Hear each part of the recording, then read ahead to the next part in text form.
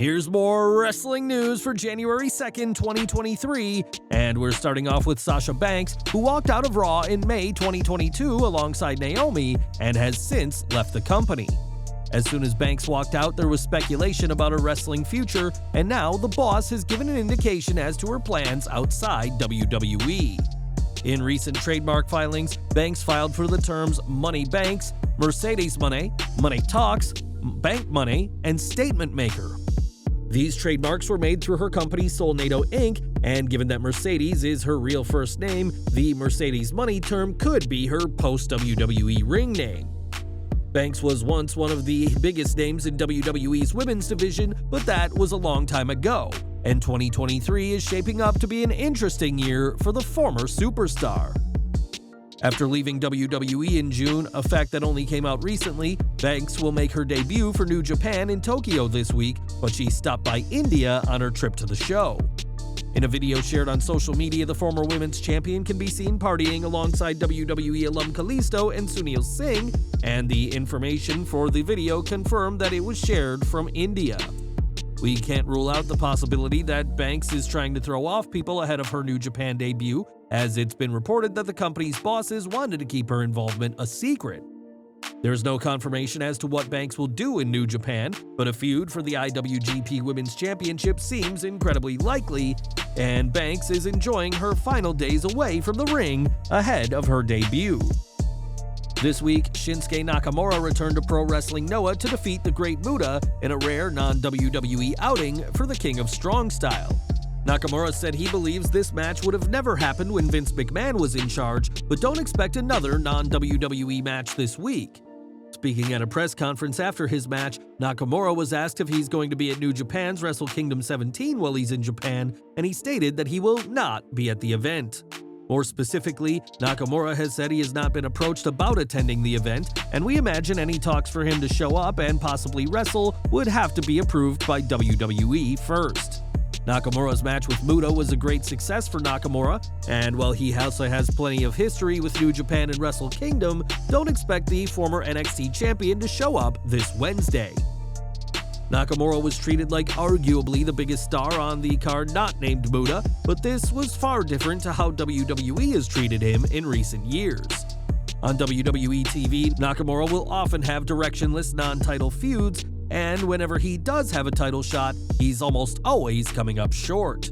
In tweets, fans called on Triple H to pay attention to the Pro Wrestling Noah booking and treat him like the main eventer he can be. Fans haven't forgotten that Nakamura was a headliner in NXT upon his arrival in 2016, and fans called on WWE to let him wrestle in their company like he did in Pro Wrestling Noah. As head of creative, Triple H will be the one to decide whether Nakamura gets featured any better under this new regime, but the fans have made their views on the King of Strong Style loud and clear. There was a time when Lars Sullivan seemed to be poised to be WWE's next monster heel until controversy derailed all plans for him.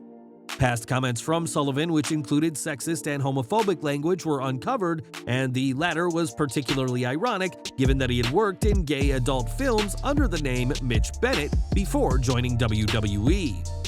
In early 2021, Sullivan was released, and during the Oh You Didn't Know podcast, Road Dogg Jesse James shared his view that the pressure on Sullivan was too much when comparing him to Dexter Lumis. Oh, Dexter Lumis. Dexter Lumis is a great guy. I didn't get to know Lars that well, to be quite honest with you. Look, I thought Lars was going to be something special in this industry, a good guy when I met him, respectful. I don't want to use the word in a derogatory way, but freak of nature, like he has, I don't know what it's called, but gigantism or whatever. So he was probably 6'2" or 3, but 320 pounds of solid muscle. Like, man, you know what I mean? Like, it was just incredible. And so I just thought, oh, this guy's gonna be somebody. Vince thought the same thing. I think it put too much pressure on the kid and he kind of backed out of it all. You know what I mean? And so I don't know, but I thought he's gonna be somebody. And the other kid is somebody who just beat Miz and won about 12 grand the other night in a ladder match on Monday Night Raw. Since his release, Sullivan hasn't wrestled a single match and has said he is likely done with wrestling. And his career remains a big what if for fans who saw his work. In July 2021, Zelina Vega returned to WWE after her controversial firing the previous year and has had plenty of success since then. The first winner of the Queen's Crown tournament, Vega is also a former WWE Women's Tag Team Champion, but hasn't had a match on TV since April. At a recent live event, Vega teamed with her Legado del Fantasma cohorts Joaquin Wilde and Cruz del Toro to face Madcap Moss, Emma, and Kofi Kingston, and things got pretty heated. Taking advantage of the intergender rules, Vega had a spot where she slapped Moss in the face, all in front of Emma, his real-life girlfriend. This got a huge pop from the live audience and was also shared on Twitter, and an irate Emma immediately got in the ring to attack Vega. While Zelina would be pleased with her slap, Legado del Fantasma would lose the match, and we expect that this is a match neither Vega, Moss, or Emma won't be forgetting. For years, Nelson Frazier worked in WWE, first as Mabel, but is perhaps best known for his time as Viscera. Viscera was known as the world's largest love machine during the Ruthless Aggression era, but one superstar did not appreciate his advances. During the latest Café de Rene, Rene Dupree spoke about working with Viscera and the prank he played in Japan when both men had a bit too much to drink. There's a story on here when I'm in Tokyo. We got a little too drunk and he wanted to, teabag me.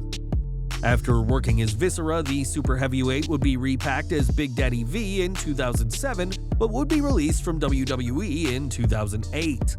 Frazier sadly passed away in February 2014 due to a heart attack, but those who worked with him will always have stories of the world's largest love machine. If you've watched Brock Lesnar, you'll know that the Beast incarnate is as tough as they come, but Lesnar also has a more jovial side. Brock's return in the summer of 2021 saw the emergence of Cowboy Farmer Brock, and he had some hilarious segments with Sami Zayn, and Kurt Angle knows how Brock can be. After a match in 2003, Angle offered a handshake to Brock, who responded by kissing him on the lips, an off-the-cuff moment that Kurt discussed on the latest episode of his podcast. Oh, I loved it, of course. No, you know what? We got done wrestling, Brock and I were having a really good program together, and I think we were both babyfaces at that particular time. We had just got done doing a show, we killed it. We had an incredible match. I remember Brock, he put his hand out to shake my hand, and of course, me being the babyface, shook his hand. Then he put his hands out like he wanted a hug, and we hugged. Then he grabbed my face and kissed me right on the lips. It shocked the out of me, man. Of all people to do it, Brock Lesnar? Like, he never does this kind of stuff, so it was like, does he really like me? I started questioning if Brock really liked me or not. Right now, Lesnar is on a hiatus from WWE, but is rumored to be facing Gunther at WrestleMania 39, and with such a strong opponent, the Beast may resort to his old strategy to throw the Austrian off his game. In 2016, Ryback was released from WWE, though according to the man himself, he chose to leave to pursue other interests. Since then, the big guy has been engaged in a legal dispute over the use of the Ryback name, one that has seemingly come to an end. On Twitter, Ryback claimed this week that WWE has given up on their fight for use of the term Ryback and teased a next chapter in his life in 2023. Some fans saw this as a sign of his in-ring return, but it's worth noting that Ryback has made plenty of claims in the past without proof. For years, Ryback has said that WWE were illegally suppressing his social media accounts, all without any hard evidence, so his comments should be taken with a pinch of salt. After a handful of indie appearances, it has been years since Ryback last wrestled, but the former WWE star seemingly has something cooking in 2023. In 1999, Vince Russo left the WWF for WCW, and as time has told us, things didn't go well. The man responsible for some of the highest highs during WWF's Attitude Era gave some of the worst segments and matches in WCW history, and not everything even made it on the show. Sitting down with Wrestling Binge, Russo explained that he had plans for a huge stable led by Hulk Hogan, of course, and compared the group to Marvel's The Avengers. Bro, I swear to God, we did this thing in WCW, we never got to tell the whole story due to politics. But what I first tried to do when I went to WCW is, we were eliminating the legends one by one, all of them with a different story, because the end game was going to be that these guys were going to get back together almost like an Avengers before there was an Avengers.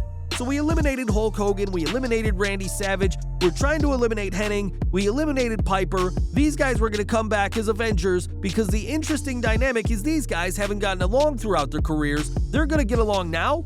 That was the beauty. There was so much meat to that story. Hogan would walk out of WCW after Bash at the Beach 2000, during which Russo cut what was meant to be a worked shoot, but it went too far in the Hulkster's eyes, and he filed a defamation lawsuit against Russo and WCW.